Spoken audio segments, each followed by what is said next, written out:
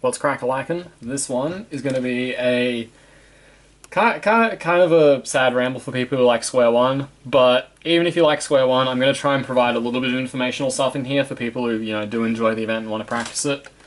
But a big theme of this video, hence the title of this video, is why I quit Sq1 as an event. So, back in, say, probably like 2014 through to like halfway through 2017-ish, I was somewhat of an all-rounder solver. Actually, probably even in a bit of early 2018, I was a bit of an all-rounder. This is because there's a lot of really cool WCA events. If anything, I think for every WCA event, there are aspects of like each event that I like. Even events like 2x2, Scube. 2x2, I like some of the creative one-look solutions you can do and how you can force different cases and do cancellations and things like that. Scube finger tricks are pretty cool. Feet, although it's feet, I do like how LL efficiency gets rewarded for that event. Things like blind, I like how, you can be creative with letter pairs and stories and things like that. Commutators are pretty fun and cool too. And Sq1 has its perks as well, which I'm going to talk about a little bit because there are some like high-level insights that I think I could show, although there are people quite a bit faster than me now, but they don't make tutorials, so guess you'll just have to watch me. But eventually for me, for Sq1, just like with 2x2, just like with Scube, just like with blind, eventually the cons kind of outweighed the pros for me. And I want to explain a little bit why. So, first thing I want to briefly touch on is a bit of the Sq1 metagame that I see happening going forward. I don't really think 3-look solutions are the future, although I do think OBL is a very cool method. I think, unfortunately, right now we have reason to believe that CO plus EO, so 2-look OBL, is better. The main advantages of something like that, this is pretty basic, so I'm just going to keep these cubes here rather than try and mess them up for later examples that I think are more interesting. But with CO and EO, I think CO, it has 5 or 6, it doesn't have that many cases, and it's very easy to recognize in one look it and execute it in a second, probably less for people who can turn fast. EO is about the same, and EO also has the added benefit of once you're at EO, because your corners are oriented, it's easy to track CP, since all EO algs don't affect CP. By the way, I don't think learning EO plus CP algs is worthwhile, in my opinion, just because I think PBL is pretty potent, and I'll talk about that in a sec, that's why these cubes are here. So the main problem with OBL, Ro Hessler tried implementing it, Daniel Carnock I believe did as well. Michael Young might still think it's good, but I don't know. He'll have to put up some better numbers for me to believe him. Sorry, Michael. Love you, babe. But yeah, Ro Hessler basically came to the conclusion that it's just not faster than CO plus EO, and I'm assuming it's just for the reasons I mentioned, on a speed level, OBL has some kind of big recognition problems, and combined with the fact that it's pretty efficient. It's definitely more efficient than CO and EO, but I don't think it's by that many moves. Someone could say in the comments how many moves different it is on average. But then when you take into account the fact that you're kind of going into PBL blind as opposed to with CP on your side, and usually some block recognition with that as well, no less. And then combined with recognition being inconsistently good and just annoying in general, I think 3-look solves for Sq1 aren't really going to be practical just yet. I think 4-looking is the future. So the 4 steps would be CSP, CO, EO, and then PBL using either algorithms or influence, option select, stuff like that. So yeah, I guess I'll talk a little bit about PBL now, and just some of the weird nuance there is and how kind of ridiculous PBL optimization gets. And this is without taking into account the fact that algorithms haven't been developed yet, or learned for that matter, for the most part.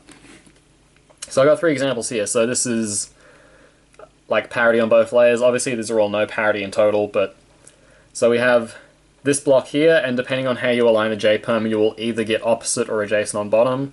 And then we have this C shape here. You recognize this little Z-perm thing here, and then all this mess. And then depending on how you align this for the J-perm, you either get O-perm or W-perm. So this is the first example of how ridiculous PBL efficiencies get. So if I were to do it without aligning anything and being a nub, I would get O edge, which is really crap. You really want O to match with opposite or an O-perm, and you would want edge to match with W-perm or another edge. Yeah.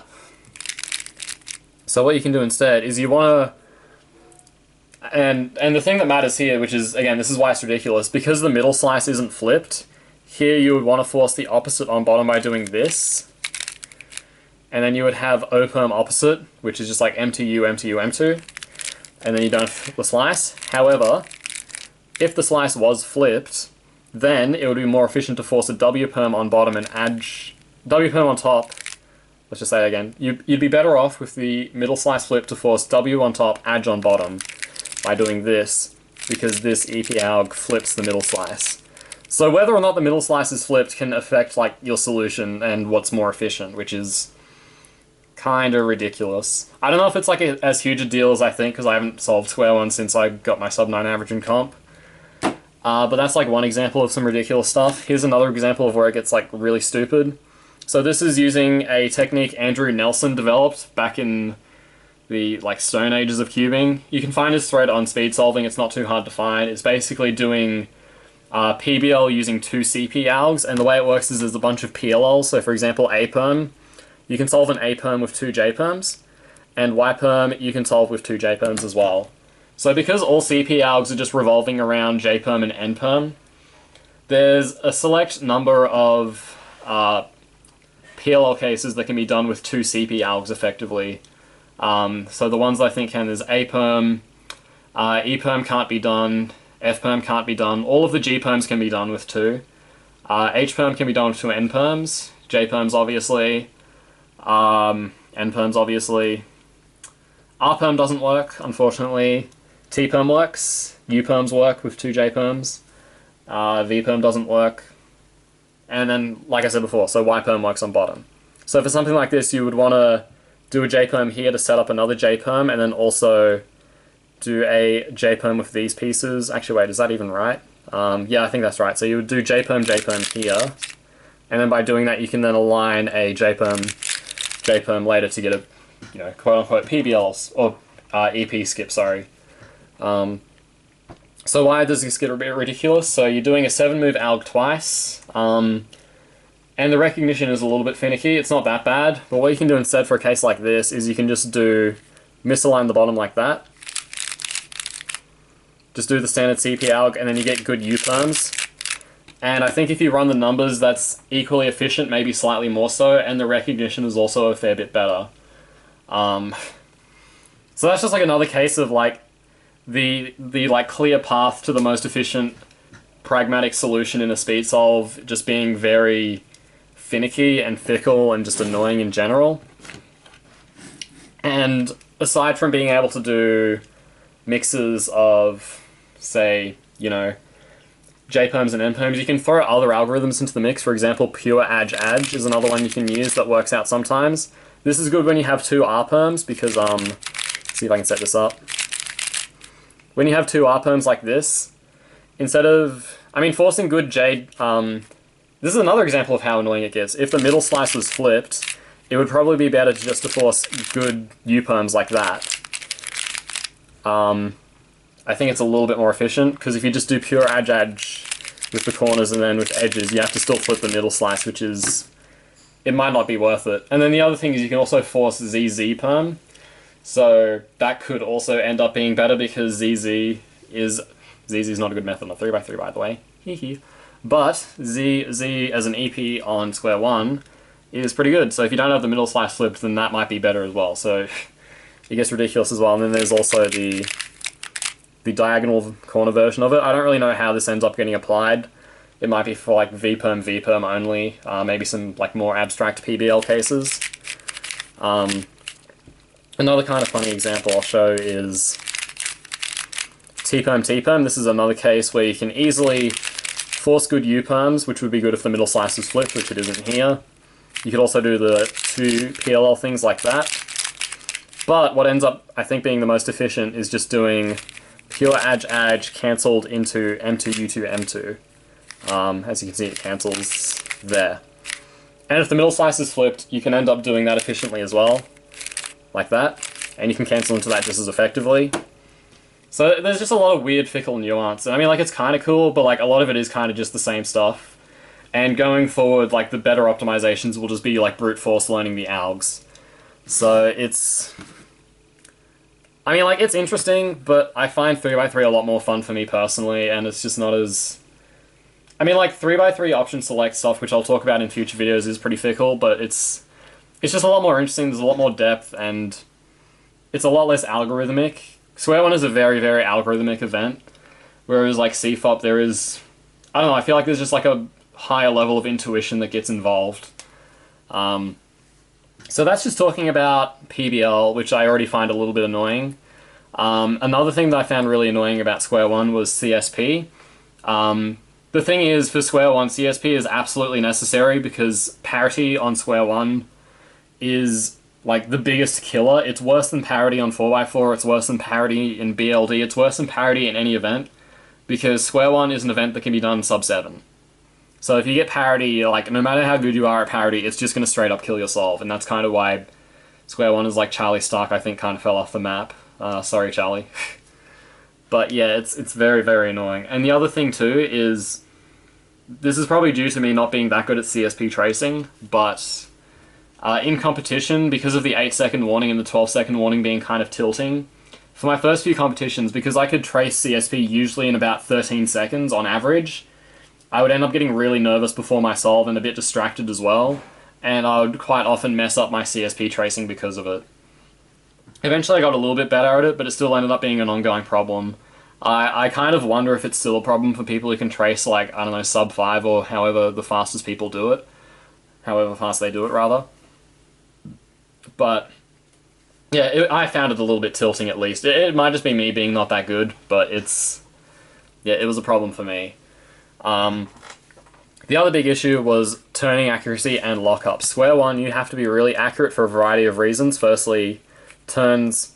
it's not just a matter of doing like U and U prime, it's like how much you do a U and how much you do a U prime. And then this is based on whether you're moving a corner or a edge, like so. And it's also dependent on the cube shape as well, which, you know, the shape changing just changes like where your hands are gripped and like how far you need to turn. They say, you know, they say 2 edges like this is the same value as a corner, but in terms of how much you actually have to turn, it's not quite that. It's a little bit less, and it's just very, very fickle. So I always had lockup issues in competition, like no matter what. Like even in my world's winning average, I think I had some kind of bad lockups. And that was me playing it very, very like conservatively as well with the PBL tricks at the time too. And I think I even decided not to trace CSP on one solve just because I knew I was going to get nervous if I tried to. So yeah, because of like just the nature of how Sq1 turns, it's a weird comparison to make, but I kind of think of it like 2x2, where getting like 1 or 2 lockups basically ruins a solve because it's a 2-second event. Sq1 is obviously a little bit slower, you know, like the fastest people doing it in 7 or 8. However, the odds of you locking up are just that much more likely, so it ends up kind of balancing out, maybe even being worse than 2x2 in my opinion. It's hard to say because 2x2, it's literally 1 lockup for the fastest people and the solve's over, unless it's a really easy scramble, in which case you just kind of get tilted anyways. But then for Sq1, like, I feel like 2 or 3 lockups, like, you might be fine, but it depends how bad the lockups are, because they can really ruin your flow. Although it is an algorithmic event, I think there is still a flow aspect to it that gets ruined because of that. And also edges can break because of lockups. I think I've broken an edge in comp before, and oh my god, that's annoying. So yeah, in the end, I just hated the constant lockups I got in comp. Reminded me of basically why I quit 2x2. Messing up CSP was really tilting. And I just wasn't willing to like push the meta and implement the necessary algs. So, you know, there's a decent amount of interesting stuff about Sq1. I would like to see someone get like a sub 6 official average, or at the very least someone learn, you know, full optimized PBL and just see what that looks like. But it's not the event for me anymore. So yeah, that's why you probably won't be seeing me like getting any more Sq1 OCRs or really practicing that much. We'll see how long it takes Tommy to beat it. I want to see someone take my records. Getting tired of just being the guy that cleans up after Felix's end-by-end records, basically. So yeah, that's pretty much all for this video. Thanks for watching, hope you learned something, and stay tuned for the next one.